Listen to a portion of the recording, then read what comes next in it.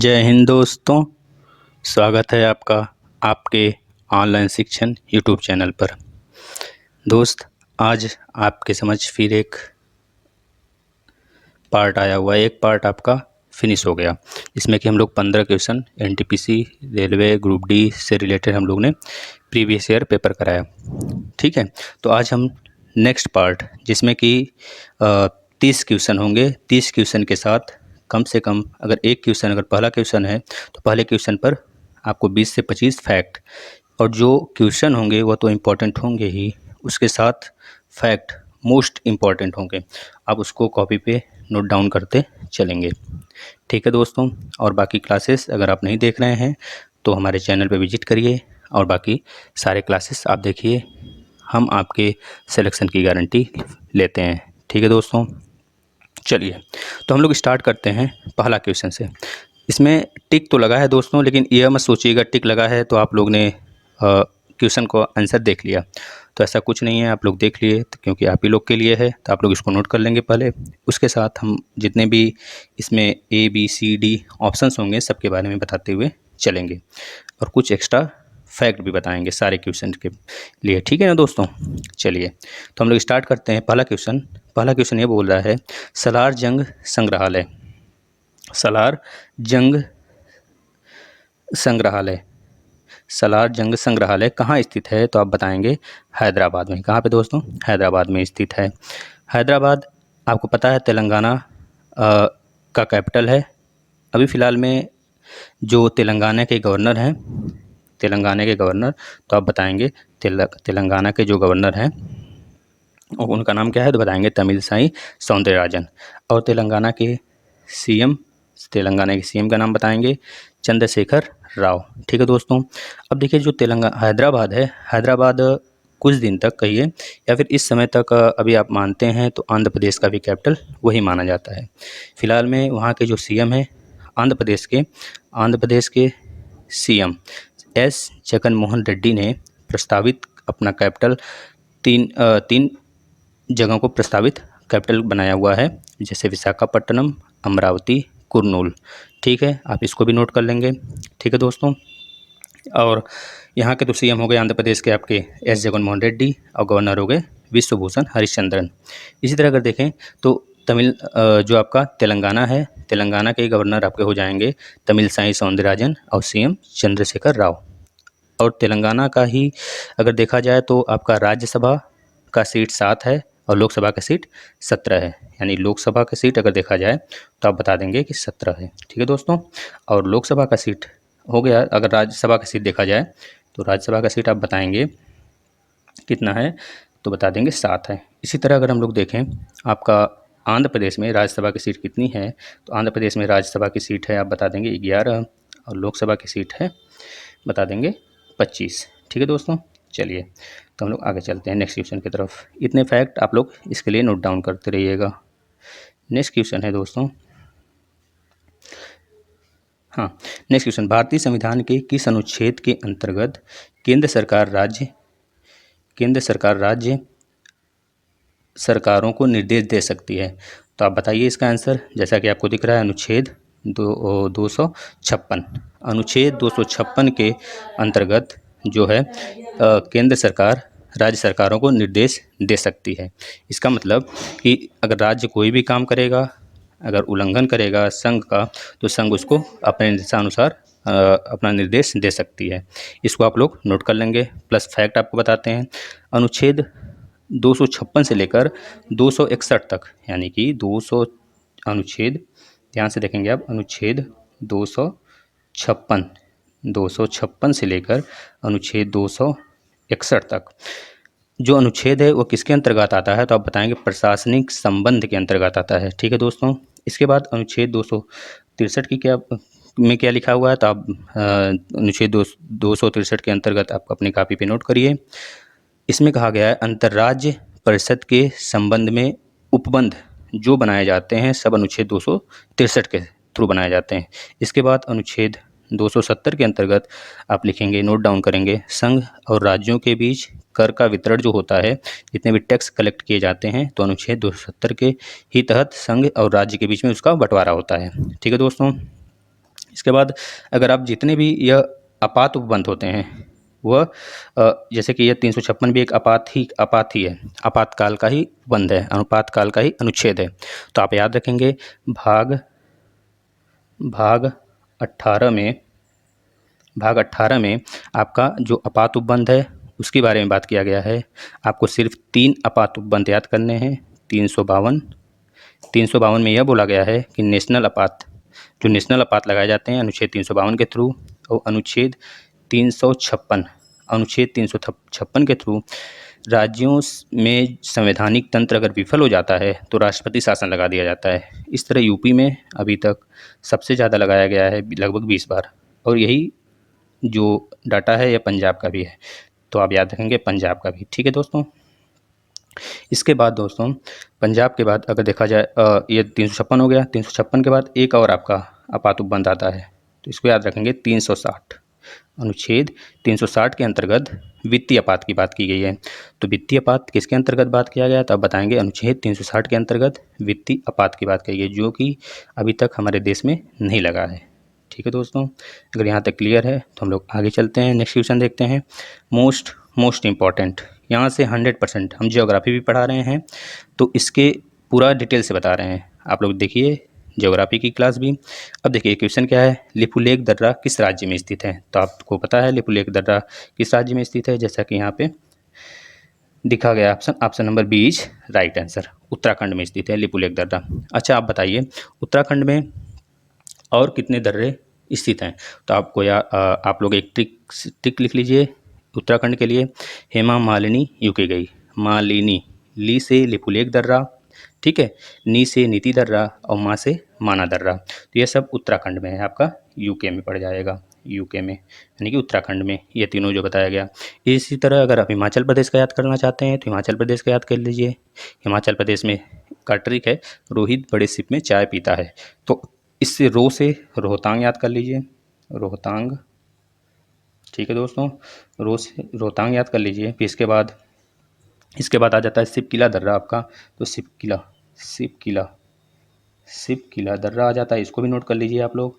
फिर नेक्स्ट आ जाता है आपका एक और है हिमाचल प्रदेश का, इसको याद रखेंगे, मोस्ट इंपॉर्टेंट है बाड़ा लाचला दर्रा। ठीक है ना दोस्तों, इसको भी आप लोग याद कर लीजिए।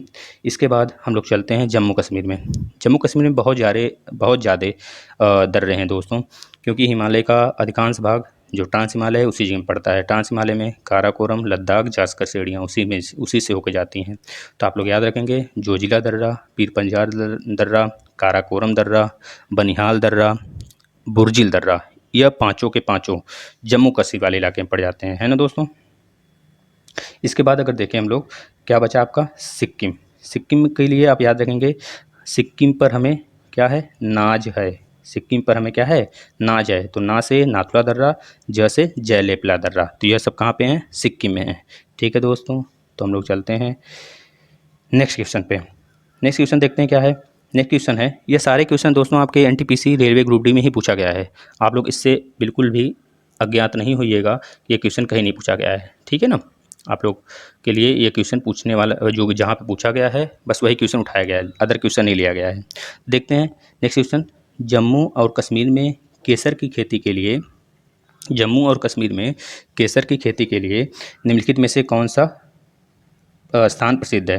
तो आप लोग को याद होगा पंपोर दोस्तों, पंपोर क्षेत्र जो है यहाँ की मिट्टी केवल केसर के लिए ही जानी जाती है, क्योंकि यहाँ एक अजीब सी मिट्टी पाई जाती है, एक वैकल्पिक मिट्टी होती है जो कि केवल इसी जगह पाई जाती है। इस वजह से यहाँ पे केसर का उत्पादन बहुत ज़्यादा होता है। ठीक है दोस्तों, अब आप लोग को पता होगा इस समय जो विवाद चल रहा है हमारा लद्दाख में, तो उसके बारे में थोड़ा सा बात कर लेते हैं। लद्दाख में दोस्तों, लद्दाख में एक लेक है, आप लोग याद रखेंगे, प्योंग सो लेक। कौन दोस्त, प्योंग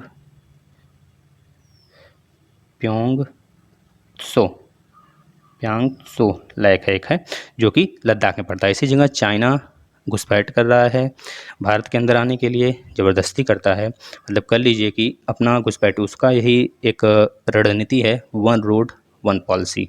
वह हिंद महासागर के चारों तरफ भारत को घेर भी रहा है, और ऊपर से जितने भी उसके सटे हुए देश हैं उनको अपने की तरफ मिलाकर वो सोचता है भारत को किसी तरह हम अपने कब्जे में कर लें, क्योंकि एशिया महाद्वीप में भारत ही एक ऐसा देश है जो कि उसके टक्कर का है। ठीक है दोस्तों, चलते हैं नेक्स्ट क्वेश्चन पे। इसको आप लोग याद रखेंगे, इसका आंसर पंपोर होगा। नेक्स्ट क्वेश्चन पे चलते हैं दोस्तों। मोस्ट इंपॉर्टेंट क्वेश्चन, इसको आप मोस्ट इंपॉर्टेंट करके इसको लिख लेंगे, क्योंकि यह क्वेश्चन हर जगह पूछा गया है। ठीक है दोस्तों, देखिए 1857 ईस्वी का स्वतंत्रता संग्राम एक सैनिक क्रांति थी, यह कथन किसका है तो बताएंगे सर जॉन लॉरेंस। ये क्वेश्चन आपका यूपीएससी भी पूछ चुका है दोस्तों, इसको आप लोग नोट कर लेंगे, बिल्कुल भूलेंगे नहीं। अब आप लोग को एक्स्ट्रा फैक्ट बताते हैं। 1800, ध्यान से देखेंगे, 1857 में जो घटना हुई थी वह कहाँ से स्टार्ट हुआ था क्रांति, तो आप बताएंगे आपका जो मेरठ था, मेरठ की क्रांति के नाम से, मतलब कि एक मेरठ से स्टार्ट हुआ था। आप लोग इसको याद रखेंगे। ठीक है दोस्तों, अब यहाँ पे एक चीज़ ध्यान देने वाला चीज़ है कि जब 1857 की क्रांति का घटना हुआ था तो उस समय हमारा वायसराय कौन था, तो बताएंगे कैनिंग, लॉर्ड कैनिंग था। ठीक है दोस्तों, इसको आप लोग याद रखेंगे, लॉर्ड कैनिंग मोस्ट इंपॉर्टेंट है, ये बहुत बार पूछा गया है। इसी तरह अगर पूछा जाता है कि जब 1857 की क्रांति हुई थी तो उस समय हमारा मुगल शासक कौन था, भारत का लास्ट मुगल शासक वही था जिसका नाम था मोहम्मद शाह जफ़र। ठीक है दोस्तों, मोहम्मद शाह जफ़र, मोहम्मद शाह नाम था, जफ़र उसका निक नेम था, इसको भी आप लोग याद रखेंगे। ठीक है, बाद में मोहम्मद शाह जफ़र को रंगून, यानी कि म्यांमार का एक जगह है रंगून, उसमें वहाँ पे निर्वासित कर दिया जाता है। ठीक है दोस्तों, अच्छा अब अगर बात आई गई है मुग़लों की तो आप लोग बताइए मुग़लों के लिए अगर देखा जाए क्रम क्या है, तो आप लोग को पता होगा मुग़लों का क्रम। बताइए मुग़लों का क्रम क्या है। पहले नंबर पे आपके बाबर आ जाते हैं। कौन दोस्त, बाबर। फिर उसके बाद हुमायूं। जो बाबर का शासन रहता है वो 1526 से लेकर 1530 तक रहता है। बाबर के बाद हुमायूं आता है, हुमायूं बाबर का बेटा रहता है, तो इसका शासन 1530 से 1540 तक रहता है। फिर उसके बाद यह कहीं बाहर इसको हरा दिया जाता है, एक बहुत बड़ा शासक आता है, उसके द्वारा इसको हरा कर यह बाद में कुछ दिनों के लिए लगभग 10-12 साल तक यह अपना राज्य पाट छोड़कर कहीं दूसरे जगह रहता है। ठीक है दोस्तों, लेकिन लोगों को पता चलता है, लोगों को यह अनुभव होता है कि यह मर चुका है, लेकिन बाद में जब यह आता है तो 1555 से लेकर 1556 तक फिर शासन अपना स्टार्ट कर देता है। ठीक है, तो इसी बीच में इसका सीढ़ी से इसके जो लाइब्रेरी होती है, लाइब्रेरी की सीढ़ी से गिर के कह दीजिए कि इसका डेथ हो गया था, वह मर गया था अपने सीढ़ी से गिर के लाइब्रेरी के। ठीक है दोस्तों, हुमायूं के बाद अब आ जाते हैं अकबर। अकबर का शासनकाल 1556 से 1605 तक। फिर उसके बाद जहांगीर आते हैं, जहांगीर का शासनकाल 1605 से 1627 तक। फिर उसके बाद शाहजहां आते हैं, शाहजहां का शासनकाल 1627 से लेकर 1656 तक रहता है दोस्तों। फिर इसके बाद औरंगजेब आते हैं, औरंगजेब। ठीक है, औरंगजेब आते हैं, औरंगजेब का शासन 1656 से 1707 तक। इसको आप लोग ध्यान से बिल्कुल नोट करते हुए चलेंगे, क्योंकि यहाँ से भी क्वेश्चन बहुत सारे बनेंगे दोस्तों। चलिए नेक्स्ट क्वेश्चन की बात कर लेते हैं हम लोग। Next question most important question, यह भी आपका पूछा गया है रेलवे एनटीपीसी में, आप लोग प्रीवियस ईयर पेपर उठा के देखें। ठीक है दोस्तों, चलिए नेक्स्ट क्वेश्चन देखते हैं। भारत की प्रथम बहुउद्देशीय नदी घाटी परियोजना कौन सी है, तो आप लोग को पता है कौन सी है, तो बताएंगे दामोदर नदी घाटी परियोजना। अब हम लोग सबके बारे में बात कर लेते हैं। पहला मयूराक्षी परियोजना, जो मयूराक्षी परियोजना है वो झारखंड में मयूराक्षी नदी पर है। कहाँ पे दोस्तों, झारखंड के मयूराक्षी नदी पर है, आप लोग याद रखेंगे। फिर उसके बाद आपका स्वर्ण रेखा नदी परियोजना, यह कहाँ पे है, तो बताएंगे स्वर्ण रेखा नदी पर ही स्वर्ण रेखा नदी परियोजना है, जो कि झारखंड में स्थित है।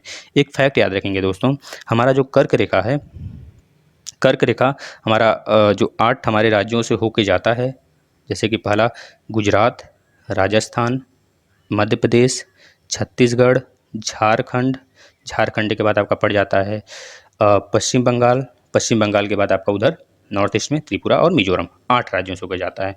तो यहाँ पे जो झारखंड का कैपिटल है रांची, बिल्कुल इसी पे पड़ जाता है, इस कर्क रेखा। तो आप लोग इसको फैक्ट के थ्रू याद रखेंगे। ठीक है दोस्तों, ठीक है ना।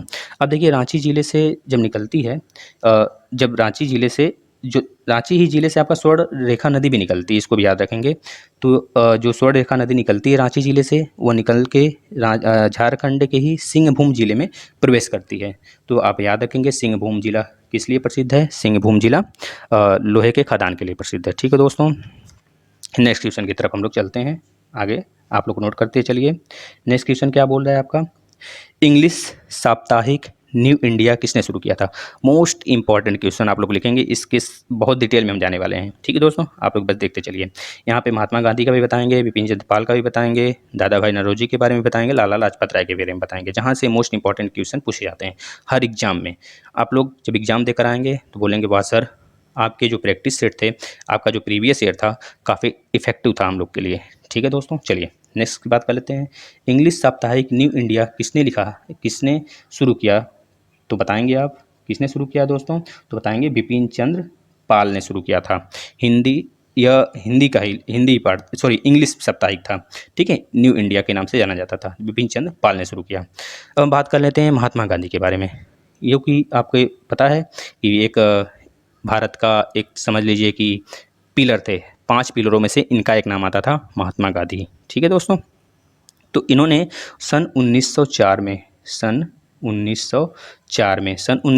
में इंडियन ओपिनियन नामक साप्ताहिक पत्रिका लॉन्च किया। पहला तो यह याद रखेंगे महात्मा गांधी के लिए। दूसरा, सन 1919 में, इसी समय जो जनसंहार हुआ था जलियांवाला हत्याकांड, तो आप लोग अमृतसर में, आप लोग इसको भी याद रखेंगे। ठीक है ना। अब इसी समय 1919 में रॉलेट एक्ट बिल जो पास हुआ था अंग्रेजों द्वारा, उसी के विरोध में गांधी जी ने एक और पत्रिका लॉन्च किया था, उसका नाम था यंग इंडिया। यह गुजराती साप्ताहिक नवजीवन पत्रिका, सुनिए तो ठीक है, इंडिया, यह भी याद रखेंगे, यंग इंडिया, और एक और पत्रिका थी दोस्तों गुजराती साप्ताहिक नवजीवन। यह दोनों इन्होंने रॉलेट एक्ट के विरोध में ही लॉन्च किया था महात्मा गांधी का। इसके बाद एक और आ जाता है 1933 में इन्होंने एक साप्ताहिक पत्रिका लॉन्च किया था, जो कि हरिजन की स्थापना पे था। हरिजन की स्थापना पे एक साप्ताहिक पत्रिका इन्होंने लॉन्च किया था। ठीक है दोस्तों, अब कुछ बातें कर लेते हैं गांधी जी के बारे में, जो कि हमारे राष्ट्रपिता हैं। कुछ बातें तो होनी चाहिए। अब गांधी जी का 15 देखिएगा आप लोग ध्यान से, 15 फेब 15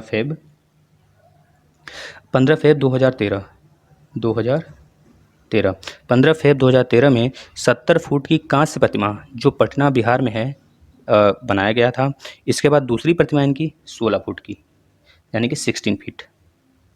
ठीक है दोस्तों, 16 फीट की प्रतिमा इनकी कहाँ पे बनाया गया? दिल्ली के संसद भवन जो है उसके जस्ट सामने परिसर में स्थित है। ठीक है दोस्तों, अब हम बात कर लेते हैं दादा भाई नौरोजी के बारे में, जो कि हमारे old grand man of India के नाम से जाने जाते हैं।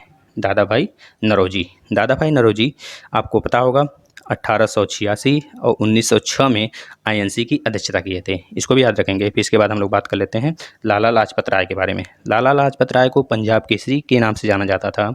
ठीक है, अभी भी जाना जाता है। अगर आता है क्वेश्चन में पंजाब केसरी किसको बोला जाता है, तो बोलेंगे लाला लाजपत राय को। अब इनके बारे में कुछ फैक्ट देख लीजिए। 1928 में लाहौर में साइमन कमीशन विरोधी जुलूस का नेतृत्व करते वक्त इनका मृत्यु हो गया था। इनके साथ भगत सिंह थे, राजगुरु, सुखदेव, ये सब इनके साथी थे, पीछे इनके सपोर्ट में थे। ठीक है दोस्तों, इन्होंने बोल दिया था पहले ही कि जब हम शांतिपूर्वक अपना हड़ताल करेंगे, आवाज़ उठाएंगे, नारा लगाएंगे, साइमन तुम वापस जाओ ना, तो उसके बाद इन्होंने उन लोग से पहले ही चेता दिया था, उन लोग को चेता दिया था कि आप लोग कोई भी हिंसक कार्य नहीं करेंगे। ठीक है, तो इसलिए भगत सिंह, सुखदेव, राजगुरु इन्होंने कुछ हिंसक कार्य नहीं किया, इनके ऊपर लाठी बरसती रही। बाद में वो लोग काफ़ी दूर थे और आते हैं जब तक बचाने, तब तक इनकी मृत्यु हो गई रहती है। ठीक है, तो उसी समय एक नारा लगाते हैं, उस नारा का नाम आप लोग कमेंट में बताएंगे। ठीक है दोस्तों, कौन सा नारा? उसमें लाला लाजपत राय लगाते हैं। बाद में भगत सिंह, राजगुरु, सुखदेव इनकी मृत्यु का बदला लेने के लिए सैंडर्स को उड़ा देते हैं। आप लोग इसको याद रखेंगे। ठीक है दोस्तों, चलते हैं नेक्स्ट क्वेश्चन पे। मोस्ट इंपॉर्टेंट क्वेश्चंस, ठीक है, इसमें देखेंगे जो आपका क्वेश्चन पहले क्या पूछा गया इसके बारे में देख लेते हैं। बैंक राष्ट्रीयकरण के दूसरे चरण में कितने बैंकों का राष्ट्रीयकरण हुआ था? तो आप बताएंगे 6 बैंकों का दूसरा चरण कब हुआ था? तो बताएंगे 1980 में हुआ था। पहला चरण में कितने बैंक का राष्ट्रीयकरण किया गया था? तो बताएंगे पहला चरण जो हुआ था 1969 में हुआ था 14 बैंकों का राष्ट्रीयकरण किया गया था।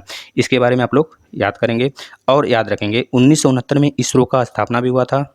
ठीक है, इसरो का हेडक्वार्टर कहाँ पे है तो बताएंगे बेंगलुरु में है। इसरो के सीईओ कौन है तो बताएंगे के सिवन है। कौन है दोस्तों? के सिवन है। इसके बाद अगर पूछा जाता है कि 1969 में और कौन सी घटना हुई थी तो आप बताएंगे 1969 में नील आर्मस्ट्रॉन्ग जो है अपोलो 11 के साथ, अपोलो 11 यान के साथ वह मून पे गए थे। ठीक है, इसको याद रखेंगे। उसके बाद 1969 में ही दादा साहब फाल्के अवार्ड की स्थापना हुई थी। इतनी सारे फैक्ट आप लोग याद रखेंगे। प्लस 14 बैंकों का राष्ट्रीयकरण और 6 बैंकों का जब राष्ट्रीयकरण हुआ था तो उस समय पीएम कौन था तो आप बता देंगे इंदिरा गांधी जी थी, है ना। चलिए नेक्स्ट क्वेश्चन पे चलते हैं। अब बताएंगे, यहाँ पे भी देखिए मोस्ट इंपॉर्टेंट क्वेश्चन है, ये भी बहुत अच्छा क्वेश्चन है बायो का। ठीक है दोस्तों, आप लोग इसको देखिएगा। इसके में दो चीज़ हम बताएंगे, आप लोग बस उसको याद कर लेंगे। अब इसमें देखेंगे कि रक्त परिसंचरण तंत्र की खोज किसने की तो बता देंगे बस option number B is right answer, जैसा कि यहाँ पे टिक लगा हुआ है। ठीक है, अब हम जान लेते हैं कार्ल लैंडस्टीनर कौन थे। कार्ल लैंडस्टीनर मोस्ट इंपॉर्टेंट, इन्होंने ब्लड ग्रुप का खोज किया था। इसके बारे में आप लोग याद रखेंगे, ब्लड ग्रुप का खोज किसने किया था? कार्ल लैंडस्टीनर ने किया था। या कहाँ के थे तो बताएंगे ऑस्ट्रिया के थे। कहाँ के दोस्त? ऑस्ट्रिया। आप लोग को पता होगा ऑस्ट्रिया एक यूरोपीय कंट्री है। ठीक है, ऑस्ट्रिया के थे। ऑस्ट्रिया का कैपिटल क्या है तो बताएंगे वियना। क्या है दोस्तों? वियना है। ऑस्ट्रिया का कैपिटल क्या है? वियना। वियना, आप लोग इसको याद रखेंगे, मोस्ट इंपॉर्टेंट है, कैपिटल भी पूछा जाता है। ये जो आपके कार्ल लैंडस्टीनर थे ये आपके बायोलॉजिस्ट भी थे, फिजिशियन भी थे और आपके इम्यूनोलॉजिस्ट, या तीनों थे। आप लोग इसको याद करेंगे फैक्ट के थ्रू। इसके बाद हम लोग चलते हैं नेक्स्ट क्वेश्चन पे। नेक्स्ट क्वेश्चन देखिएगा, मोस्ट इंपॉर्टेंट क्वेश्चन। इसके बारे में हम लोग पॉलिटी में पूरी डिटेल से बात कर रहे हैं, आप लोग पॉलिटी देखिए चैनल पे। चलिए, दोहरी नागरिकता किसकी विशेषता है? तो दोहरी नागरिकता किसकी विशेषता है तो बताएंगे संघीय सरकार का। संघीय सरकार कहाँ पे चल रहा है इस समय तो बताएंगे यूएसए। ठीक है दोस्तों, यूएसए में संघीय सरकार चल रहा है। मतलब कि नागरिकता जिसको बोला जाता है कि आप राज्य का भी और केंद्र का भी नागरिकता लेंगे तब जाके, अगर आप बाहर जाते हैं तो केंद्र का नागरिकता के नाम से जाने जाएंगे। अगर आप वहाँ पे, क्योंकि यूएसए में 50 स्टेट है, 50 स्टेट है, 50 स्टेट्स में से मान लीजिए आप कैलिफोर्निया में रहते हैं, कैलिफोर्निया से आपको टेक्सास में जाना है, यूएसए के टेक्सास में जाना है, तो आप कैलिफोर्निया की अगर नागरिकता लिए हैं तो टेक्सास में नहीं जा सकते, क्योंकि टेक्सास की नागरिकता आपके पास है ही नहीं। टेक्सास में जाने के लिए आपको पूछना होगा, इजाज़त लेनी पड़ेगी वहाँ के टेक्सास के जो आपके नियम कानून होंगे उससे जांच पड़ताल के थ्रू आप जा सकते हैं। नहीं तो फिर अगर आप किसी देश में आना चाहते हैं तो आप राज्य का कोई मान्य नहीं, बस आपके पास यूएसए का नागरिकता होना चाहिए। लेकिन एकल नागरिकता मतलब एकात्मक सरकार, एकात्मक सरकार मतलब एकल नागरिकता कहाँ पर है तो बताएंगे भारत में। भारत में ऐसा कुछ नहीं है। भारत में आप लोग को पता होगा, अगर आप लोग पंजाब के हैं, बिहार के हैं, यूपी के हैं तो आप लोग कहीं भी जा सकते हैं बिना पूछे। अभी तक जम्मू कश्मीर में था ऐसा कि जम्मू कश्मीर में नहीं जा सकते थे, लेकिन जम्मू कश्मीर से भी 5 अगस्त 2019 के एक एक्ट के थ्रू उसको भी हटा दिया गया। उसमें भी यह कह दिया गया कि आप कहीं भी जा सकते हैं, घूम सकते हैं। ठीक है, सब कुछ मतलब कि भारत में सबको उसको जम्मू कश्मीर को जोड़ दिया गया, सारे नियम कानून बिल्कुल समान कर दिया गया। ठीक है, सिटीजनशिप एक्ट कब आया था तो आप लोग याद रखेंगे, सिटीजनशिप एक्ट 1955 में आया था। ठीक है दोस्तों, इसको भी याद रखेंगे। चलिए नेक्स्ट चलते हैं। नेक्स्ट क्वेश्चन, यह मोस्ट इंपॉर्टेंट क्वेश्चन है दोस्तों। इसके बारे में देखिए हम आपको बहुत ज़्यादा कुछ बताने वाले हैं, ध्यान से सुनेंगे, ट्रिक भी बताएंगे। ठीक है, 1 रुपये के नोट कौन जारी करता है तो आप लोग याद रखेंगे 1 रुपये का नोट भारत सरकार जारी करता है, और बाकी जितने भी नोट होते हैं वो रिजर्व बैंक ऑफ इंडिया के द्वारा जारी किए जाते हैं। ठीक है ना दोस्तों, इसके बारे में अगर जान गए तो आप एक कुछ बातें कर लेते हैं। जैसे भारतीय स्टेट बैंक है तो भारतीय स्टेट बैंक मतलब एसबीआई की बात कर रहा है ना, स्टेट बैंक ऑफ इंडिया, भारतीय स्टेट बैंक। एसबीआई की स्थापना आपको याद होगा 1955 में हुआ था। इसके बारे में अब हम लोग नहीं कुछ बात करते हैं। अब थोड़ा आरबीआई के बारे में बात कर लेते हैं। आरबीआई आपको पता है, आरबीआई की स्थापना 1935 में ये बना था, लेकिन 1948-49 में इसका राष्ट्रीयकरण कर दिया जाता है। ठीक है, राष्ट्रीयकरण कर दिया जाता है। इसके बाद दोस्तों अगर बोला जाए इस समय रिजर्व बैंक ऑफ इंडिया के हेड कौन है तो आप बताएंगे शक्तिकांत दास हैं, जो कि 25वें नंबर के हैं। ठीक है दोस्तों, इसके बाद अगर पूछा जाता है आपके इसका हेडक्वार्टर कहाँ पे आरबीआई का तो आप बताएंगे मुंबई में है। मुंबई में है। ठीक है दोस्तों, मुंबई में है। इसके बाद अगर आपसे पूछा जाता है आईडीबीआई की और आईसीआईसीआई का, इन सब का कहाँ पे हेडक्वार्टर है, तब भी बताएंगे मुंबई में है। ठीक है। पंजाब नेशनल बैंक का नई दिल्ली में है। ठीक है। इलाहाबाद बैंक का हेडक्वार्टर कहाँ पे, तो कोलकाता में है। ये सब मोस्ट इंपॉर्टेंट क्वेश्चन है, आप लोग याद करेंगे इसको। पंजाब नेशनल बैंक का आपके ब्रांड एम्बेसडर कौन है, तो बताएंगे विराट जी। इसमें आईपीएल आ रहा है ना, यूएई में चल रहा है आईपीएल, तो आप लोग आईपीएल पे मत ध्यान दीजिए, थोड़ा सा ध्यान दीजिए, क्योंकि बहुत दिनों के बाद आप लोग को थोड़ा सा इंटरटेनमेंट मिल रहा होगा। देखिए, लेकिन लिमिट में देखिए। तो विराट कोहली जी थे आपके ब्रांड एम्बेसडर हैं अभी पंजाब नेशनल बैंक के। ठीक है दोस्तों। अब एक चीज़ हम लोग बात कर लेते हैं, जो इतने आपके नोट होते हैं, तो आप लोग एक ट्रिक देखिएगा, SHRSRM। अब देखिएगा, यहाँ पे 10 की नोट है, यहाँ पे 10 की नोट, यहाँ पे आपका 50 की नोट, और यहाँ पे आपका 100 का नोट। ठीक है। यहाँ पे आपका 200 का नोट, यहाँ पे आपका 500 का, और यहाँ पे आपका 2000 का, क्योंकि 1000 तो बंद हो गया, 2000 की नोट। अब देखेंगे सब पर किसका चित्र बना हुआ है। अब देखिए SHRSRM से आप याद करिए इसको। अब 20 के नोट पे पहले याद करिए, 20 का नोट तो बाद में आया, जो हम ट्रिक बना चुके थे, उसके बाद 20 का नोट आया, है ना। तो 20 के नोट पे किसका है, इसको पहले याद कर लीजिए, एलोरा का गुफा। ठीक है, महाराष्ट्र में है ना एलोरा की गुफाएं, वहाँ पे, मतलब कि 20 के नोट पे किसका चित्रण है, तो बताएंगे एलोरा के गुफा पे। अब यस पे, यस का मतलब 10 का नोट है, तो यस फॉर बताएंगे आप, S for sun temple. Sun temple का चित्र किस पर है, 10 के नोट पे। हम्पी का चित्र किस पर है, आपके 50 के नोट पे है। इसके बाद रानी की वाव 100 के नोट पर है। फिर यस फॉर सांची स्तूपा, मतलब कि सांची टेम्पल, तो आप याद रखेंगे 200 पे है। इसके बाद are for red fort, Lal Qila Delhi वाला, उस 500 के नोट पर है। यम फॉर मंगलयान 2000 वाले नोट पर है। ठीक है दोस्तों, तो हम लोग आगे चलते हैं नेक्स्ट क्वेश्चन पर। मज़ा आ रहा है तो आप लोग शेयर करते चलिए इसको। ठीक है दोस्तों, चलिए नेक्स्ट क्वेश्चन ले लेते हैं हम लोग।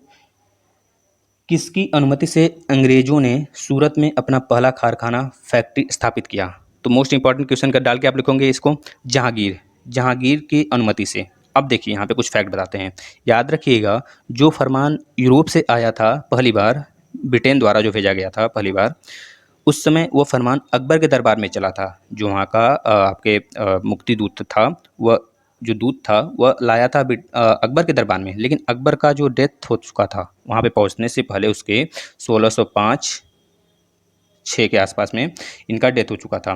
बाद में 1605 के बाद जहांगीर का शासन आता है, तो फरमान लेके जब आता है तो वह जहांगीर को पाता है। ठीक है। तो यह पूछा जाता है कि वो फरमान लेके किसके, जो दूत आया था फरमान लेके किसके दरबार में चला था, तो अकबर के दरबार में चला था, लेकिन पहुंचा था जहांगीर के दरबार में। यह चीज़ याद रखेंगे आप। ठीक है ना दोस्तों। अब देखिए, इसकी फैक्ट्री पहली 1600 में स्टार्ट होती है बनना, कहाँ पे बताएंगे, सूरत में, गुजरात के सूरत में। लेकिन अगर बोला जाता है 1600 कुछ कारणों के विवादों में यह फंस जाता है इसकी फैक्ट्री, मतलब कि वहाँ पे फ्रेंच भी आते हैं, ब्रिटेन भी, पुर्तगाल भी, मतलब कि हर यूरोपीय कंपनी रहती है, तो उस तरफ विवाद होने लगता है, तो 1600 में इसकी कंपनी नहीं बन पाती है। तो वहाँ पे कुछ बनती तो है, लेकिन कुछ सालों बाद बनती है। उससे पहले इसकी कंपनी जो है 1608 में कहाँ पे बन जाती है, कोच्चि में, केरल के कोच्चि में बन गई होती है। तो पूछा जाता है सबसे पहले जो शुरुआत हुई बनने का, तो 1600 में हुआ, और जो सबसे पहले कंपनी इसकी बन के तैयार हुई तो 1608 में, कहाँ पे, कोच्चि में। ठीक है दोस्तों, यह फैक्ट था मोस्ट इंपॉर्टेंट, आप डाल के लिख लेंगे। नेक्स्ट चलते हैं, नेक्स्ट क्वेश्चन देखिएगा, पूरा 30 क्वेश्चन है और विथ फैक्ट भर देंगे, बिल्कुल फैक्ट से, आप लोग अच्छे से पढ़ते रहिए बस। देखिए, नालंदा महाविहार की स्थापना किसने की थी, तो नालंदा महाविहार की स्थापना आप बताएंगे कुमारगुप्त ने किया था। ठीक है दोस्तों। अब आपको पता है गुप्त वंश की स्थापना श्रीगुप्त ने किया, आप लोग को जैसा कि पता है, श्रीगुप्त पता होगा। इसमें चंद्रगुप्त, समुद्रगुप्त, ये लोग आते चले जाते हैं ना दोस्तों। तो गुप्त काल को ही स्वर्ण काल के नाम से जाना जाता है, स्वर्ण काल। अब आप बताएंगे कांस्य युगीन किसको जानते हैं, इसका आप लोग कमेंट करेंगे। कांस्य युगीन किस हम लोग टाइम पीरियड को जानते हैं, या फिर उसमें कौन सा काल चलता रहता है। ठीक है दोस्तों, इसके बारे में थोड़ा सा भी चर्चा हम नहीं करेंगे, नहीं तो आप हिंट पा जाएंगे, बहुत लोग को पता होगा, पता है तो आप लोग कमेंट करिए। ठीक है दोस्तों, चलिए नेक्स्ट क्वेश्चन पे चलते हैं। क्वेश्चन नंबर 14 क्या बोल रहा है, नागर शैली का दशावतार मंदिर किस स्थान पर स्थित है, तो आप लोग याद रखेंगे देवगढ़। कहाँ पे दोस्तों, देवगढ़ में स्थित है। अब ध्यान से, बद्रीनाथ, गोरखनाथ, केदारनाथ, ये सब कहाँ पे है? देहरादून। मतलब कि किसका कैपिटल देहरादून? तो बताएंगे यूके। यूके का मतलब यूनाइटेड किंगडम नहीं दोस्तों, उत्तराखंड। उत्तराखंड जो कि यूपी से अलग हुआ था सन 2000 में, इसको याद रखेंगे, ठीक है दोस्तों। तो देहरादून यूके का कैपिटल है। अभी यूके का कैपिटल मतलब आपका उत्तराखंड का कैपिटल एक नया बनाया गया है शीतकालीन, उसका नाम याद रखेंगे, गैंडसेन। क्या नाम है? गैंडसेन। गैंडसेन इसके नाम से एक कैपिटल बना है। अब देखिए, अगर बनारस की बात किया है, हम भी बनारस से हैं दोस्तों, अगर बनारस की बात किया है तो बनारस आप लोग याद रखेंगे, बनारस में सारनाथ हो गया, संकट मोचन हो गया, विश्वनाथ मंदिर हो गया, कछुआ लाइफ सेंचुरी हो गया, ये सब बहुत ज़्यादा फेमस है, ठीक है, बनारस के। आप लोग इसको याद रखेंगे, ठीक है दोस्तों। यहाँ से मोस्ट इंपॉर्टेंट क्वेश्चन बन जाते हैं बनारस से। चलिए नेक्स्ट चलते हैं। बनारस में आपका सारनाथ भी है, इसको भी आप लोग याद करेंगे, जो कि टूरिस्ट प्लेस माना जाता है, बहुत बड़ा है ना दोस्तों। चलिए नेक्स्ट क्वेश्चन पे हम लोग आ जाते हैं। यह देखिए क्वेश्चन मोस्ट इंपॉर्टेंट करके लिखिए, यह तो आपको ज्योग्राफी में भी पढ़ा दिया गया है बिल्कुल डिटेल से। देखिए, निम्न में से कौन सा जलाशय निकोबार में स्थित है? निकोबार में निकोबार से अंडमान को अलग करता है, मतलब कि कौन सा जलाशय है इसमें से ऑप्शन में निकोबार को अंडमान से अलग करता है? तो आपको पता है क्वेश्चन का आंसर क्या दिया है? 10 डिग्री चैनल। 10 डिग्री चैनल ही अलग करता है। अब देखिए ध्यान से, अगर कभी ऐसा क्वेश्चन पूछ ले, क्योंकि अंडमान निकोबार में बहुत सारे आइलैंड हैं दोस्तों, ठीक है, बहुत सारे आइलैंड हैं, तो उसमें मेजर जो आइलैंड है नॉर्थ अंडमान, नॉर्थ अंडमान के बाद आपका मिडल अंडमान, मिडल अंडमान के बाद आपका साउथ अंडमान, साउथ अंडमान के बाद आपका पड़ जाता है आपका लिटिल अंडमान। अब देखिए, लिटिल अंडमान के नीचे आ जाता है कार निकोबार और ग्रेट निकोबार। तो यहाँ पे जब कार निकोबार नीचे आता है दोस्तों, और इसके नीचे आ जाता है ग्रेट निकोबार, ग्रेट निकोबार।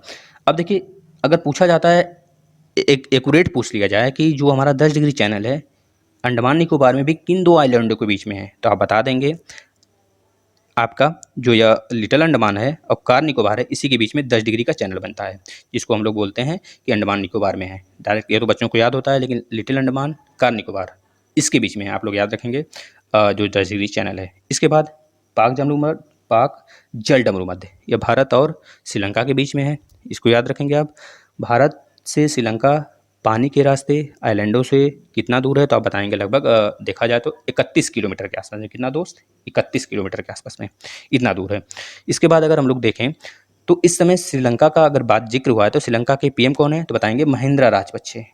महिंद्रा महिंद्रा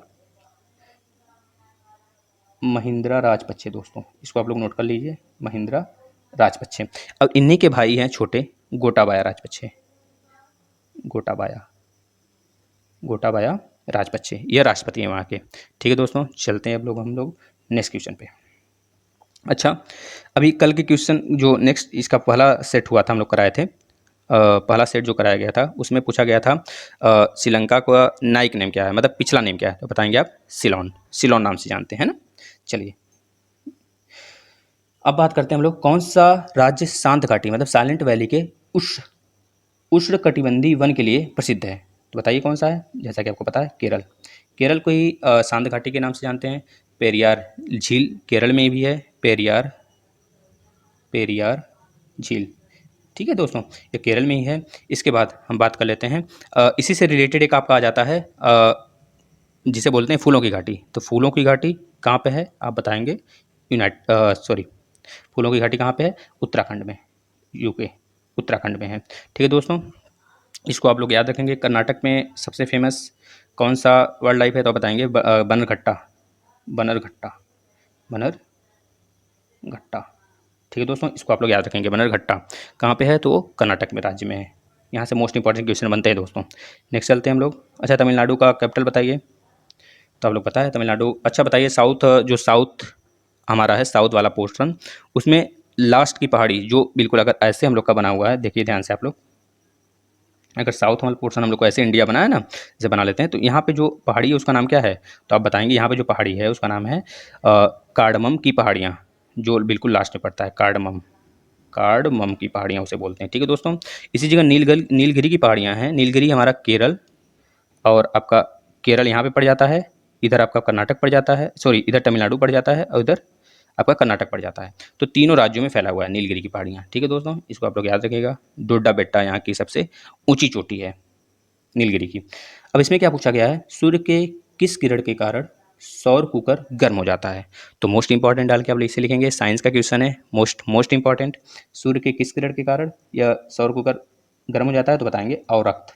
जो कि हम लोग एक आया था ना अभी सौर चूल्हा करके, बहुत ज़्यादा चला था बीच में, तो लोग उसका यूज करते थे। उसमें अगर लोग धूप में रख देते थे तो अब कढ़ाई कुकर भी उसी हिसाब से बनता था। उसका जो पेदी होता था ब्लैक टाइप में बनाया जाता था, जिससे कि अवरक्त किरणों को, आपको पता है जो ब्लैक बॉडी होती है वह ज़्यादातर ऊष्मा को अवशोषित कर लेती है, और वाइट बॉडी जो होती है वह उत्सर्जित करती है एनर्जी को, मतलब कि रिफ्लेक्ट करती है। इस वजह से गर्मी में हम लोग वाइट कपड़े पहनते हैं, और ठंडी में हम लोग को गर्म होने के लिए मतलब कि ब्लैक कपड़े पहनना चाहिए। ठीक है दोस्तों, आप लोग याद रखेंगे इसका आंसर क्या होगा, अवरक्त, इंफ्रारेड। अब एक चीज़ आपको बताते हैं, ध्यान सुनेंगे।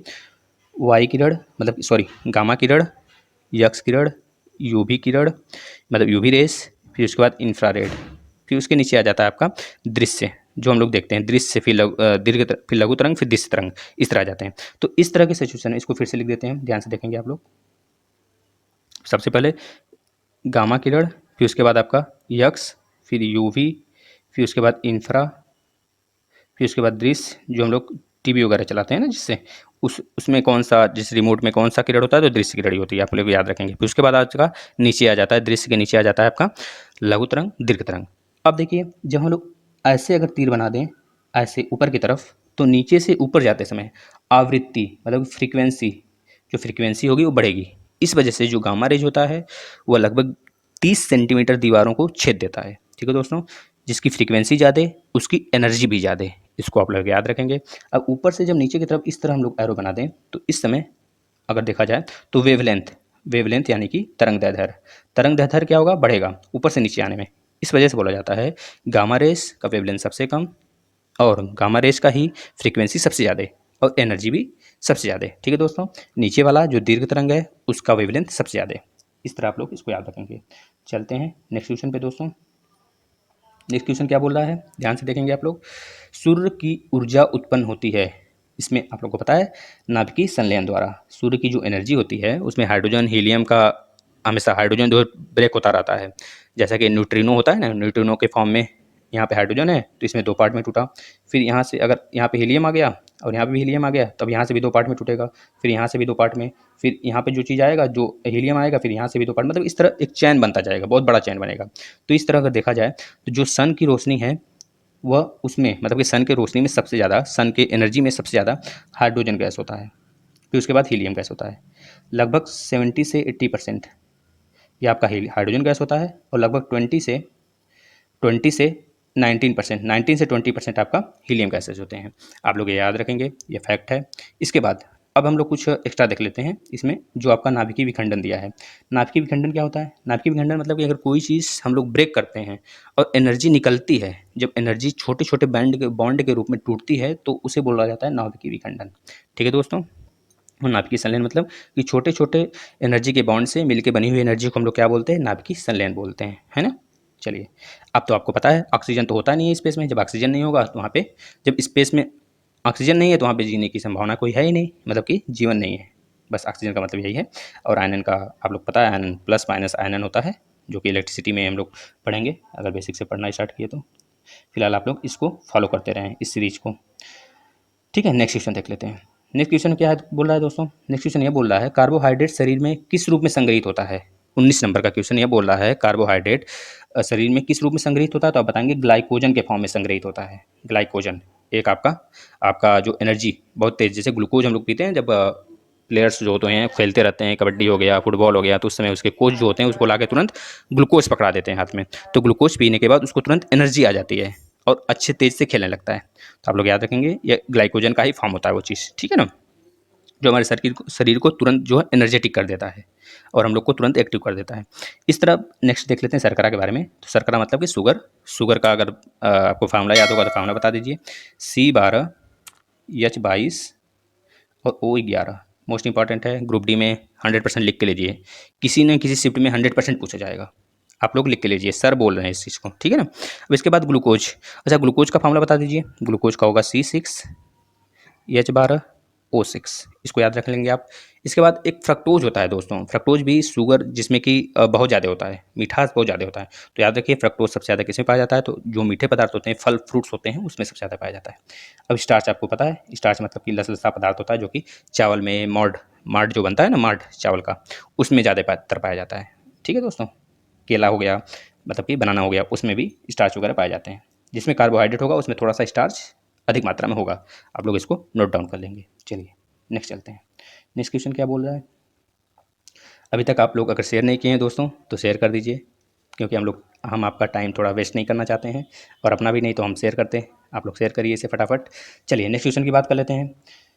नेक्स्ट क्वेश्चन क्या बोल रहा है, सुभाष चंद्र बोस के राजनीतिक गुरु कौन थे। सुभाष चंद्र बोस के राजनीतिक गुरु कौन थे, तो बस डायरेक्ट इसमें यहाँ पे है टिक किया गया है, तो आप लोग देख लेंगे, इसको नोट डाउन कर लेंगे। देश बंधु चित्तरंजन दास, या आपके मतलब कि सुभाष चंद्र बोस जी के आपके राजनीतिक गुरु थे। ठीक है दोस्तों, इसको याद रखेंगे। एक चीज़ और याद रखिए सुभाष चंद्र बोस जी के बारे में, 1938 में इन्होंने आईएनसी की मतलब इंडियन नेशनल कांग्रेस की अध्यक्षता किया था। कहाँ पे, त्रिपुरी अधिवेशन, उसका नाम है त्रिपुरी अधिवेशन से पड़ता है। 1938 के बाद 1939 में भी यह जीत जाते हैं, लेकिन अपना जो अध्यक्षता रहता है उसको खुद से त्याग देते हैं, क्योंकि गांधी जी इनके विपक्ष में खड़े हो जाते हैं। ठीक है दोस्तों, तो गांधी जी का रिस्पेक्ट करने के लिए इन्होंने अपना पद त्याग देते हैं, और उसी समय 22 जुलाई 1939 को ही इन्होंने एक संगठन बनाते हैं, उसका नाम है, आप लोग याद रखेंगे, क्या नाम है, फॉरवर्ड ब्लॉक। ठीक है, इसको उन्होंने बनाया। फॉर्मेशन कौन करते हैं, सुभाष चंद्र बोस जी। चलिए नेक्स्ट क्वेश्चन पे चलते हैं, इसको आप लोग याद रखेंगे। जवाहरलाल नेहरू आपके पहले पीएम रहते हैं। ठीक है, इनको 1955 में भारत रत्न भी दिया गया है जवाहरलाल नेहरू को, याद रखेंगे आप लोग। चलिए नेक्स्ट चलते हैं। नेक्स्ट क्वेश्चन, किस संवैधानिक संशोधन द्वारा दिल्ली में विधानसभा की स्थापना की गई। अब यहाँ पे आपको बहुत सारे अनुच्छेद संशोधन बताने वाले हैं, जितने संशोधन आपको बताए जाएंगे आप लोग नोट करते चलेंगे अच्छे से। यहाँ पे 69वां होगा, इसका आंसर तो 69वां हो जाएगा। अब सारे संशोधन ध्यान से सुनेंगे। 7वां संशोधन, पहले इसको हम रेज कर देते हैं, अच्छे से लिखते हैं, आप लोग को समझ में आता रहे। 7वां संशोधन, इसको आप लोग कॉपी पे लिखिए, 1956। 7वां संशोधन 1956 में, इसमें क्या बोला गया, राज्यों का पुनर्गठन की बात किया गया, मतलब 14 राज्य 6 यूटी थे। ठीक है दोस्तों, इसके बाद नेक्स्ट आ जाता है। नेक्स्ट में आप लोग देखेंगे 13वां संशोधन। जो 13वां संशोधन होता है यह कब होता है, याद रखेंगे 1962 में होता है, क्योंकि डायरेक्ट क्वेश्चन यहाँ से बनते हैं। यह किस लिए हुआ था, बताएंगे, नागालैंड को भारत का राज्य बनाया गया था इस संशोधन के द्वारा। ठीक है दोस्तों, इसके बाद नेक्स्ट क्वेश्चन पे आ जाते हैं। नेक्स्ट संशोधन क्या है आपका, तो याद रखेंगे नेक्स्ट जो संशोधन है उसमें उसको बोला गया 24वां संशोधन। मोस्ट इंपॉर्टेंट ही बता रहे हैं, सारे संशोधन नहीं बताएंगे। 24वां संशोधन 1971। ठीक, 1971 में गोलकनाथ के मामले में जो सुप्रीम कोर्ट ने फैसला किया था उसके बारे में यह बात होता है 24वें संशोधन में। ठीक है दोस्तों, इसके बाद आपका नेक्स्ट आ जाता है 42वां संशोधन। 42वां संशोधन में, 42वें संशोधन को मिनी कॉन्स्टिट्यूशन भी बोला जाता है, आप लोग इसको याद रखेंगे। 1976 में 42वें संशोधन द्वारा बहुत सारे अनुच्छेदों को बदला गया था। ठीक है, बहुत सारे अनुच्छेद में कुछ बदलाव किए गए थे, जैसे कि प्रस्तावना में संप्रभु, धर्मनिरपेक्ष, अखंडता और एकता जुड़ा गया था। यह फ्रांस से प्रेरित था, इसको आप लोग याद रखेंगे। ठीक है ना, अब इसके बाद आ जाता है 44वां संशोधन। 44वां संशोधन में आपका 1978 को होता है, इसको याद रखेंगे, ये डेट भी याद करते चलेंगे। 44वां संशोधन संपत्ति के अधिकार को विधिक अधिकार बना दिया गया, क्योंकि आपको पता है आपका मौलिक अधिकार था पहले संपत्ति का अधिकार, इस समय मौलिक अधिकार 6 हैं, पहले 7 था।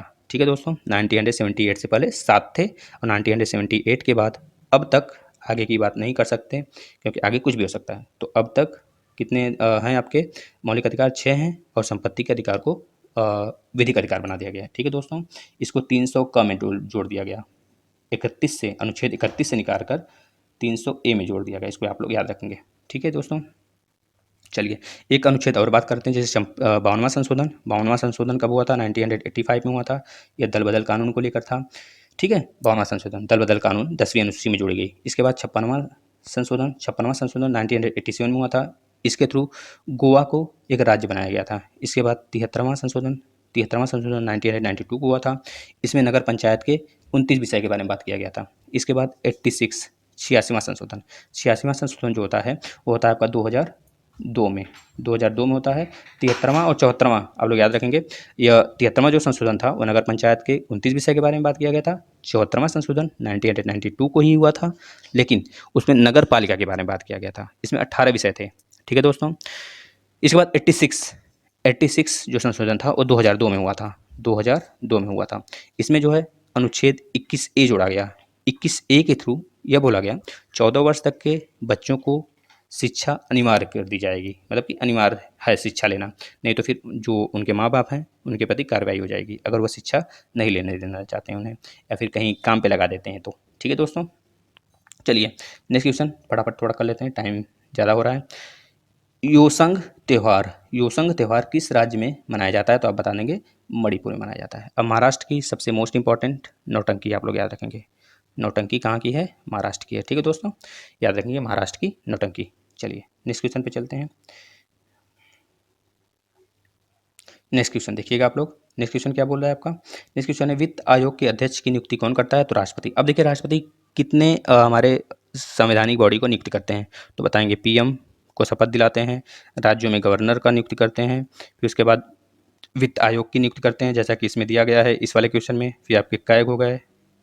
अच्छा, इस समय आपके सीएजी कौन है बताएंगे? सीएजी कौन है आपके इस समय? सीएजी देखा जाए तो जो जम्मू कश्मीर के पहले उप गवर्नर थे, उपराज्यपाल थे, उन्हीं को सीएजी बना दिया गया और मनोज सिन्हा को वहाँ का उप गवर्नर बना दिया गया, उपराज्यपाल बना दिया गया। तो आप लोग याद रखेंगे इस समय सीएम कौन है। अब थोड़ा सा हिंट कर देते हैं, मुर्मू करके हैं। पूरा नाम आप लोग लिखेंगे कमेंट में, ठीक है, मुर्मू। तो आप लोग इसको लिखेंगे, इस समय सीएजी बने हुए हैं आप, यही आपके यही। ठीक है। इसके बाद महान्यायवादी की भी नियुक्ति राष्ट्रपति ही करते हैं। ठीक है दोस्तों। चलिए नेक्स्ट क्वेश्चन पे बात कर लेते हैं। मनुष्य के नाखून किसके बने होते हैं? तो आप लोग याद रखेंगे मनुष्य का नाखून केराटिन एक आपका प्रोटीन होता है, उसी से प्रोटीन होता है, बस उसी से बना होता है। आप लोग इसको याद रखेंगे। पिगमेंट क्या है? पिगमेंट और एल्बुमिन, इलास्टिन, इन सबको थोड़ा सा बेसिक पढ़ने के लिए आप लोग बायो का क्लास अटेंड करें हम लोग का। ठीक है दोस्तों, वहाँ पे बताया जाएगा, क्योंकि सब में थोड़ा सा टाइम लगेगा हमको बताने में, क्योंकि टाइम ज़्यादा है नहीं किसी के पास। आप लोग को फटाफट चाहिए होता है क्वेश्चन, तो क्वेश्चन देखिए ना आप लोग। ठीक है, नेक्स्ट क्वेश्चन देख लेते हैं। कौन से हाइड्रोकार्बन एलपीजी के मुख्य घटक हैं? तो आप बताएंगे प्रोपेन और ब्यूटेन। ये किसके घटक हैं? एलपीजी के। एलपीजी का full form liquefied petroleum gas. Liquefied petroleum gas. ठीक है दोस्तों।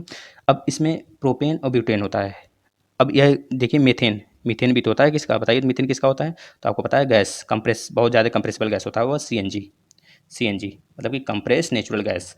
इसका जो मुख्य घटक होता है मीथेन, बताएंगे CH4, इसका मुख्य घटक हो गया CH4।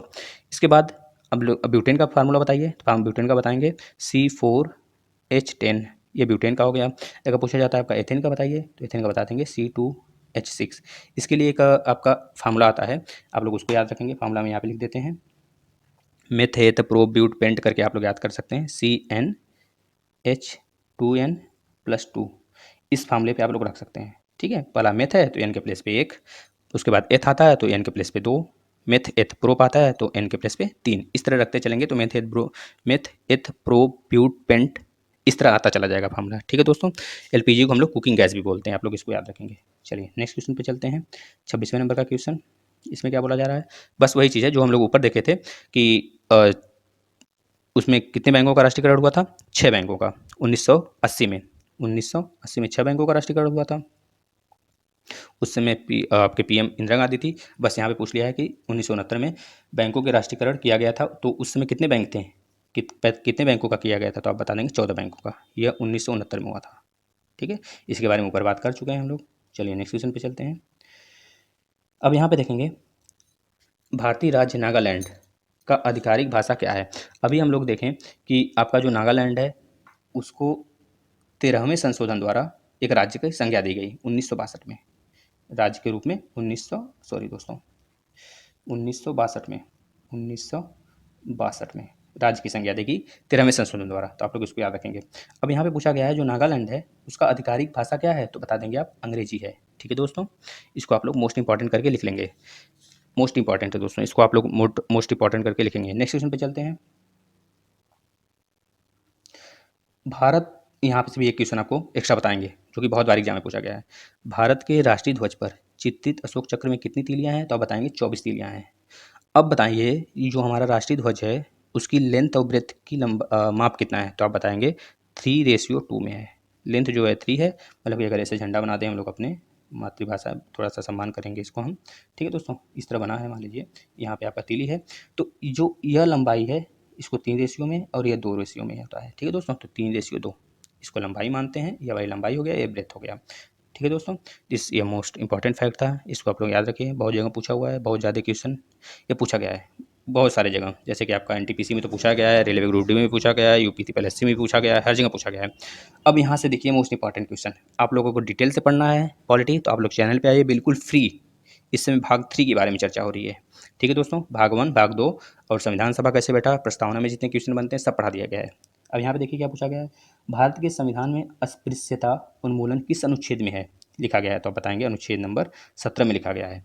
अब हम सबके अनुच्छेद के बारे में बात कर लेते हैं, अनुच्छेद 14 में क्या लिखा गया है, तो बताएंगे विधि के समक्ष समानता की बात की गई है, मतलब कि कोई ऊंच नीच नहीं होगा, विधि के समक्ष, कानून के समक्ष, भारत के कानून के समक्ष कोई भी ऊंच नीच, गरीब अमीर, कोई भेदभाव नहीं। इसके बाद अनुच्छेद 15 में क्या बोला गया है, अनुच्छेद 15 में याद रखेंगे धर्म, मूलवंश, जाति, लिंग या फिर जन्म स्थान, मतलब इन पांचों पर कोई भेदभाव पब्लिक प्लेस पे नहीं होना चाहिए। जैसे होटल में गए खाना खाने, तो वहाँ पे अगर जिस खाने में अगर कोई ऊंची कास्ट के लोग खा रहे हैं, उसी खाने में अगर उसमें अगर मना करता है नीचे कास्ट वालों को खाने के लिए, तो वह उसके ऊपर कार्रवाई की जाएगी। तो इस तरह अगर पब्लिक प्लेस पे हम लोग चल रहे हैं रोड पे, तो रोड पे सब, वो रोड सबका है, चाहे ऊंच कास्ट हो चाहे नीच कास्ट हो, चाहे धर्म चाहे जो हो, मुस्लिम, सिख, ईसाई, हिंदू, कुछ भी हो, चाहे उसका वंश भी कुछ हो, चाहे जाति भी कुछ हो, चाहे लिंग भी कुछ हो, ठीक है दोस्तों।